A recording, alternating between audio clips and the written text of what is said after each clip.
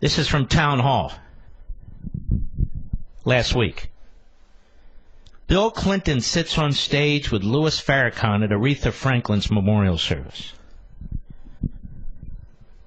By Timothy Meads. This has a broader implication. Stay with me, America. Perhaps Slick Willie was too enamored by Ariana Grande's rendition of Natural Woman by the late Aretha Franklin to notice that he was sitting on stage with the infamous anti-Semite and hate-monger Louis Farrakhan. But whatever the case, the 42nd President of the United States, Bill Clinton, gleefully shared floor space with arguably one of the most divisive and bigoted American figures in recent memory at yesterday's memorial, that's last week, service to the Queen of Soul. President Bill Clinton, Reverend Al Sharpton, Reverend Jesse Jackson, and Minister Farrakhan were all given special seats in the front row at Aretha Franklin's funeral service. Franklin passed away, as you know. Since at least the early 70s, Franklin and Farrakhan have had some sort of friendship. Farrakhan, who became the leader of the Nation of Islam in 77, wrote after her death that in 1977, when I was a minister in New York City, Temple number 7, the police attacked our mosque. Within a few hours, Aretha Franklin came to the mosque, to my office, said that she saw the news, came as quickly as she could to stand with us and offer us her support. Farrakhan is notorious for making hateful comments against Jewish people, white people, and virtually anybody who's not black. As noticed by the Daily Caller, Farrakhan said in 2011, "Some of you think that I'm just somebody who's got something out for the Jewish people. You're stupid. Do you think I would waste my time if I did not think it was important for you to know Satan? My job is to pull the cover off of Satan so that he will never deceive you and the people of the world again." And he goes on and on. You can Google it. There's one hate-mongering comment after another after another. This man is never denounced by the Democrat Party. Never. You won't see stories in the Washington Post about politicians associated with Farrakhan.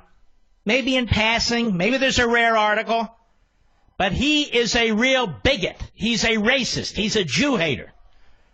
He's got ties into the Congressional Black Caucus.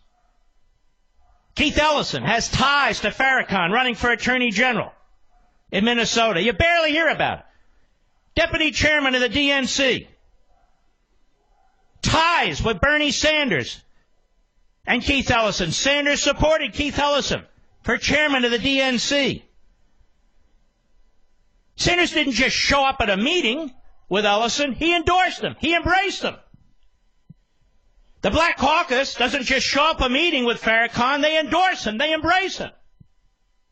Bill Clinton didn't just show up at a funeral with Farrakhan. He embraces him,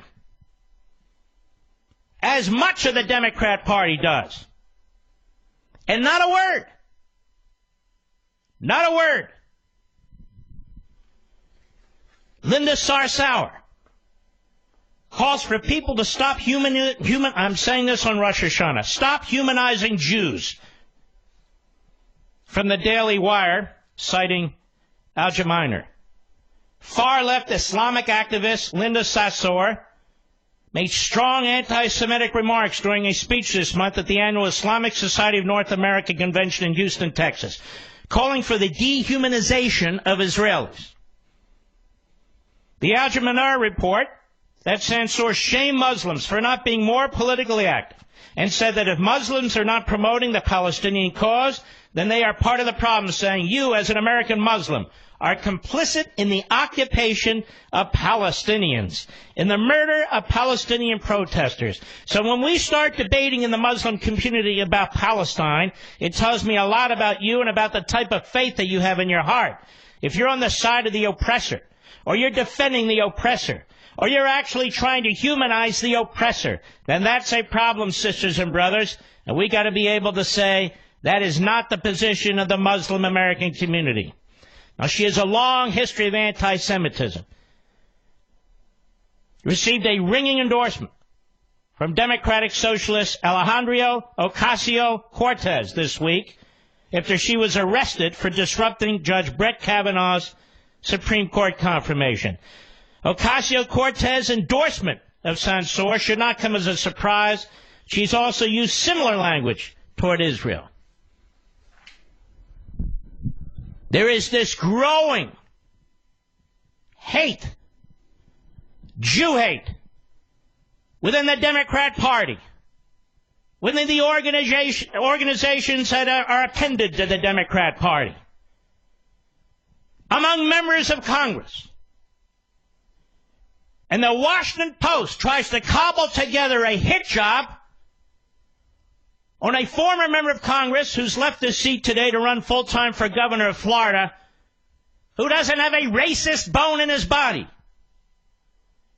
The big story that's ignored by the free press, the golden age of journalism, is the growing, rampant hate for Jews within the Democrat Party.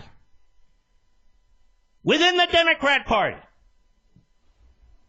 And I cannot help that there are so many self-loathing members of my faith who cannot give up their party. Because for so many of them, progressivism is their first faith. And so the Washington Post, we're all waiting. We're all waiting for your big story. Your big story with thousands of words of the connections between members of the Democrat Party and Farrakhan, members of the Democrat Party and CARE, members of the Democrat Party and Linda Sarsour, Bernie Sanders' connection with this element. Where is it? This would have been the perfect day. Rosh Hashanah, the Jewish New Year.